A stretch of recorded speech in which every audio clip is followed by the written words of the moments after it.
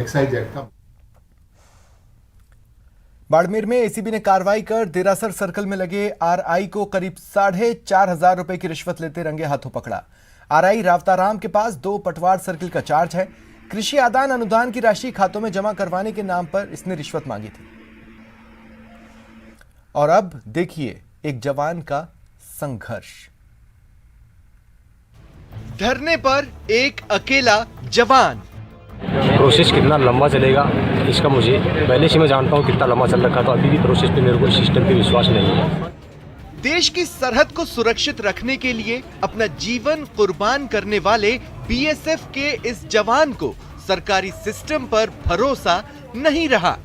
करीब 2.5 साल से दफ्तरों के चक्कर लगाकर बीएसएफ के हवलदार रामनाथ कुमावत भले ही थक गए हों, लेकिन जोश अभी भी ठंडा नहीं पड़ा है। कृषि भूमि के पट्टा परिवर्तन के साथ ही जमीन पर अतिक्रमण के खिलाफ जंग लड़ने वाले रामनाथ को कुछ सफलता तो मिली है, लेकिन जंग अभी बाकी है। 3 मांगी थी, एक जमीन को कन्वर्ट करवा के पट्टा बनवाना था, दूसरी अतिक्रमण कर रखा था उसको हटवाना था, तीसरी गांव के लोगों ने इलीगल दंड लगा रखा था उसको वापस लेना था। इन तीनों मांगों में से कलेक्टर महोदय ने दूसरे दिन धरने के दूसरे दिन मंगलवार को मेरा भूमि का रूपांतरण करवा के उसका पट्टा बनवा दिया है, वो मेरे घर पे पहुंच चुका है। मामले की जानकारी के बाद झुंझुनू के कलेक्टर ने कार्रवाई की है, जिसे धरने पर बैठे जवान ने भी स्वीकार किया है।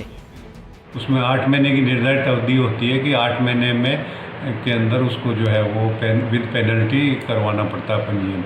वो भी ये नहीं करवा पाया विद पेनल्टी भी, तो फिर अभी जो है जब ये बात आई मेरे सामने तो उसको रिवैलिडेट कराते हुए और उसका पंजीयन मुकदमा तहसील से करवा दिया गया। हालांकि धरने पर बैठे रामनाथ की कुछ मांगों को कलेक्टर कानूनी दायरे से बाहर बता रहे हैं। दूसरा ये कह रहे हैं कि कोई पीपल की डाली काटने पर पंच पटेलों ने या समाज के लोगों ने जुर्माना कर दिया, आर्थिक जुर्माना। तो ये इसमें मैंने कहा जो है उनका ये कहना था कि उन पंच पटेलों पर ने जो हमारे ऊपर जुर्माना किया उसको वापस वसूल करके मुझे दिलाया जाए।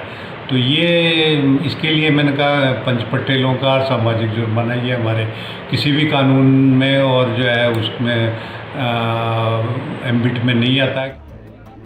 बहरहाल कलेक्टर की पहल से आखिरकार बीएसएफ जवान को कुछ हद तक तो न्याय मिला है, लेकिन धरने पर बैठे जवान की माने तो उन्हें गांव से लेकर पुलिस और सरकारी दफ्तर में बैठे भ्रष्ट तंत्र से भिड़ना पड़ रहा है और न्याय मिलने तक वो अपना संघर्ष जारी रखेंगे।